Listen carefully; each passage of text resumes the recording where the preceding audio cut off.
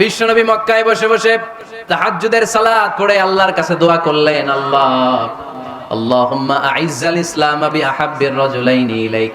ও আল্লাহ, দুইজন লোকের নাম বলবো, দুইজনের দরকার নেই, এই দুইজনের একজনকে আপনি ইসলামের সুশীতল ছায়া তোলে এনে ইসলামকে বিজয় দান করে দেন।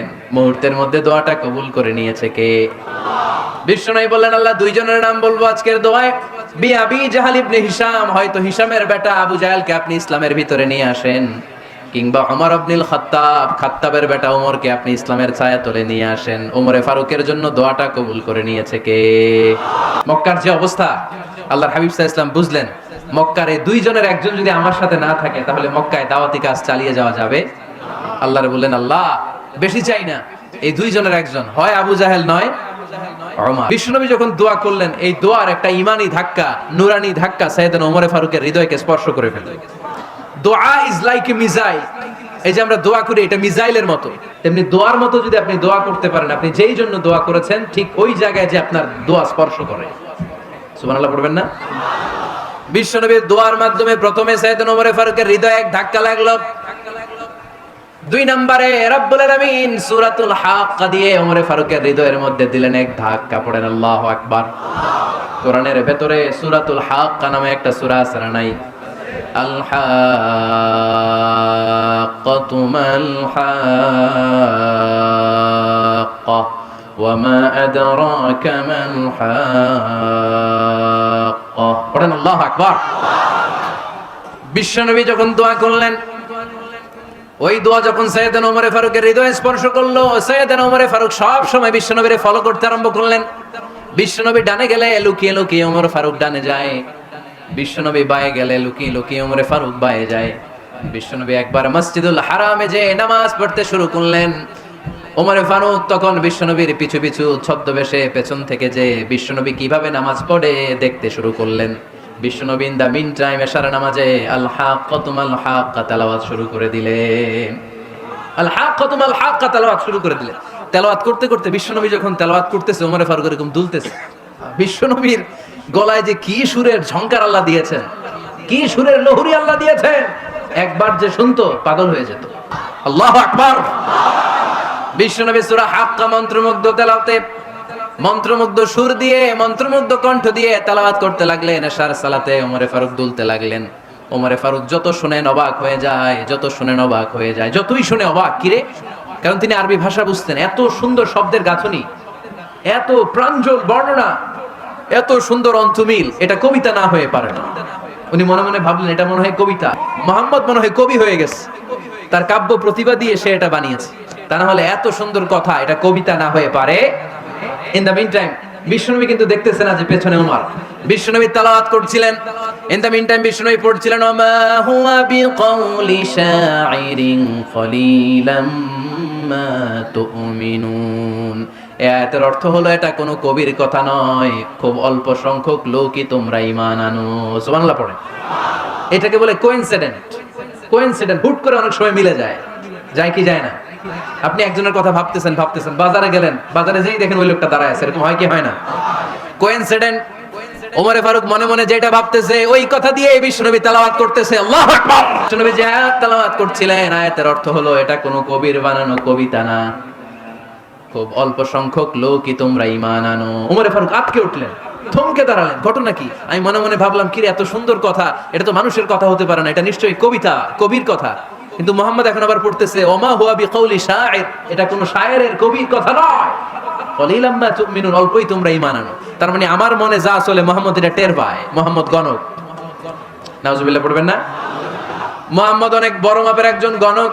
মানুষের হৃদয়ে কি চলে, মনে মনে কি ভাবে, মুহাম্মদ না দেখেও বলে দিতে পারে। ইন দা মিন টাইম বিশ্বনবী পরের আয়াতে পড়লেন, ওয়ালা বিকাউলি কাহিনিন কলিলাম মা তাযাক্কারুন। এই আয়াতের অর্থ হলো, এটা কোনো গণকের বানানো গণনা নয়, খুব অল্প সংখ্যক লোকই তোমরা উপদেশ হিসেবে এটাকে মানো। সুবহানাল্লাহ পড়েন।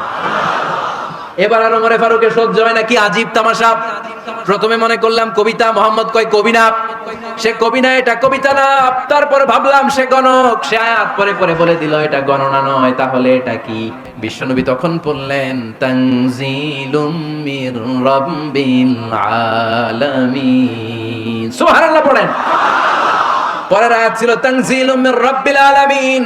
এটা দুনিয়ার কোন কবির বানানো কবিতা না, এটা কোন গণকের গণনা না, এটা কোন সাহিত্যিকের বানানো সাহিত্য নয়, এটা মহাবিশ্বের পরিচালক রব্বুল আলামিনের কাছ থেকে পাঠানো কিতাব কোরআন। সূরা হাক্কার ধাক্কায় ওমরে ফারুক কাইত। প্রথমে ধাক্কাটা লাগলো যে দোয়া। বিষ্ণুবী তাহাজ্জুদে কেঁদে দোয়া করলেন, আল্লাহ হয় আবু জাহেলের দিবা নাইলে ওমরের দিবা। ওই দোয়া ওমরে ফারুকের হৃদয়ে ছোঁয়া লেগেছে। এরপরে হাক্কা, সূরাতুল হাক্কা দিয়ে দিলে এক ধাক্কা। এই ধাক্কা খেয়ে উথাল পাথাল হৃদয়ের মধ্যে, হায় রে এ কি বাণী, এ কেমন কথা, কে মুহাম্মদ? তারপরে শয়তানের ওয়াসওয়াসা আছে না নাই? আল্লাহ বলে যতই ওয়াসওয়াসা ওমরকে দেয়া হোক, আমি ওমরে ফারুককে এই মুসলিম উম্মতের সেনাপতি বানিয়ে ছাড়বো, আমি সেনাপতি বানাবো।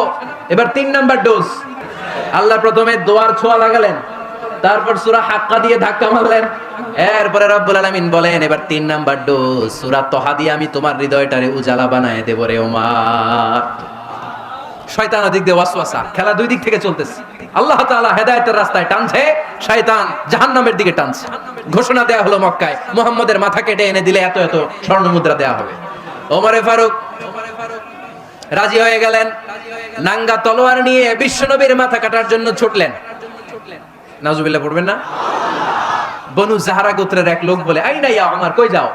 মুহাম্মদের মাথা কাটতে যাই। আরে মুহাম্মদের মাথা কাটতে যাও? তোমার বোন ফাতিমা বিনতে খাত্তাব আর তোমার বোন জামাই সাঈদ কদ সাবা, এরা তো ধর্ম ত্যাগ করে ফেলছে, এটা তো আমাদের ধর্ম ত্যাগ করে মুহাম্মদের ফলোয়ার হয়ে গেছে। আগে ওমর ঘর সামলাও, পরে মুহাম্মদের মাথা কাটতে যেও। ওমরে ফারুক অবাক হয়ে গেলেন, তলোয়ার নিয়ে বিশ্বনবীর দিকে না যে নিজের বাড়ির দিকে চলে গেলেন। বিশ্বনবীর আপন বোন ফাতিমা বিনতে খাত্তাব, বোন জামাই সাঈদ আর খাব্বাব রাদিয়াল্লাহু তাআলা আনহু তিনজন মিলে সূরা তহা তেলাওয়াত করছিলেন। পড়েন সুবহানাল্লাহ। মক্কায় লুকিয়ে লুকিয়ে দাওয়াত হতো। খাব্বাব রাদিয়াল্লাহু তাআলা আনহু একটা চামড়ার ফলকের মধ্যে সূরা তহার কয়েকটা আয়াত এনে ওমরে ফারুকের বোন আর বোন জামাইকে শিক্ষা দিচ্ছে, ট্রেনিং দিচ্ছে। সুবহানাল্লাহ পড়েন।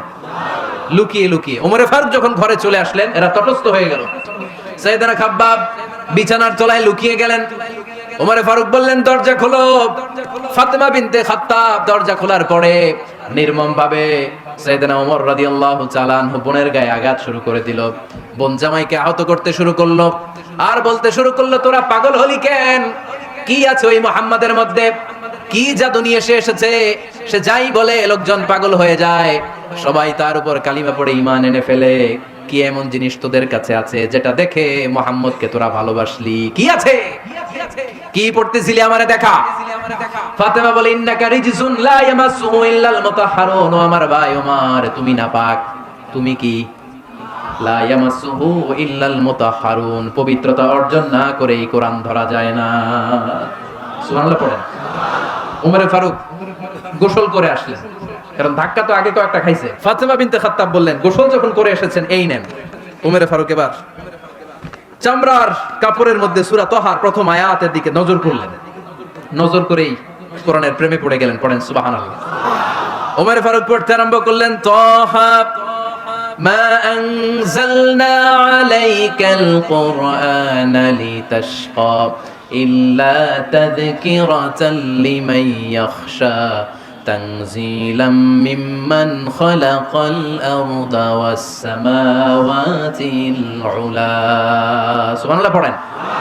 উনি পড়তে আরম্ভ করলেন, তহা মা আনজালনা আলাইকাল কুরআনা লিতাশকা, এই কোরআনকে আমি তোমাদের হতভাগ্য জাতি হিসেবে দুনিয়ায় থাকার জন্য পাঠাই নাই। এটা রব্বুল আলামিনের পক্ষ থেকে এসেছে। যারা রবকে ভয় করে তাদের জন্য আছে উপদেশ। যিনি আকাশ বানিয়েছেন, জমিন বানিয়েছেন, ওই আল্লাহ তাআলা নিজেই এই কোরআন পাঠিয়েছে। আওয়াজ করে পড়তে হবে, আল্লাহু আকবার। উনি খুব ভালো আরবি জানতেন।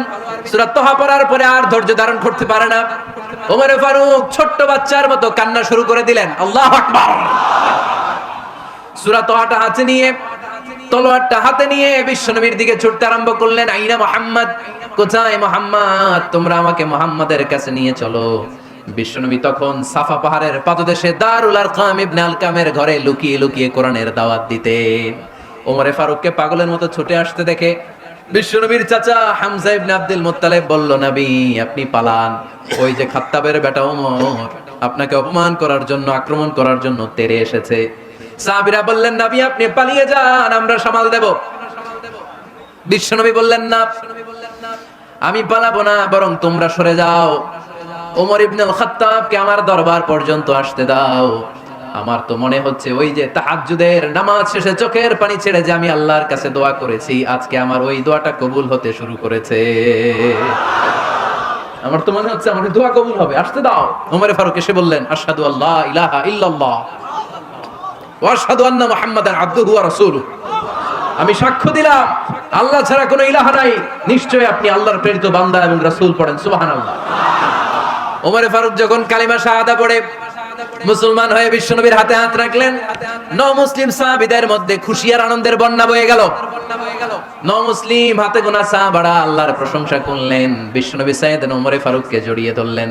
ওমর ফারুক আবার বিশ্বনবীরে বললেন, নবী গো আলাসনা আলাল হক, আমরা কি সত্যের উপরে আছি নাকি আমরা ভুলের উপরে আছি? বিশ্বনবী বললেন, বালা নাহনু আলাল হক, আমরাই সত্যের উপরে আছি। সুবহানাল্লাহ পড়ে।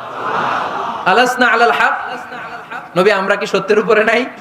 হ্যাঁ অবশ্যই ওমর তুমি সত্যের উপরে আছো। ওমর ফারুক বললেন, তাহলে ফাফিমাল ইখতিফা, তাহলে লুকায় লুকায় আর দাওয়াত দেব কেন? আমি তো কালিমা পড়ে ফেলছি, আসেন আমার সাথে বের হই। ফাফিমাল ইখতিফা, আর লুকায় লুকায় কেন? আসেন আমরা বাইরে বের হই। বিশ্বনবী বললেন, ওমর এটা মাক্কি জীবন, এখানে আমরা একটু গোপনে গোপনে দাওয়াত দিতে চাই। ওমর ফারুক বলে, না আমার দায়িত্ব, আমি একটা মিছিল দিতে চাই নবী। আল্লাহর নামের তাকবীর দিতে দিতে দারুল আরকাম থেকে শুরু করে মসজিদুল হারাম পর্যন্ত একটা মিছিল দিয়ে আমি মক্কা কাঁপাইয়া দেব।